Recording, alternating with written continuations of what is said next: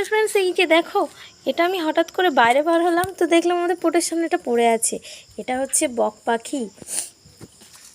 দেখো রক্ত ঝরছে, কে গুলি করেছে, আর এখান দিয়ে এই যে মানে গুলিটাও লেগে আছে।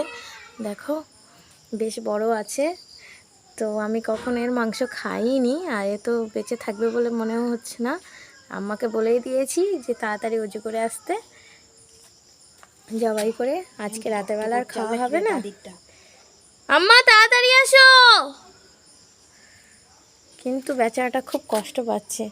যদি ভালো থাকতো আমি কখনোই একে জবাই করার কথাই বলতাম না, কিন্তু কি করবে এই অবস্থাতে। আর যেহেতু মাংস বলে কথা, আপনারা তো বুঝতেই পাচ্ছেন। তা আমার আম্মা হঠাৎ করে কি করবে ভেবে চিনতে পারছে না। হঠাৎ করে বলছে আমি পোলো আনছি, রেখে দেওয়া হোক।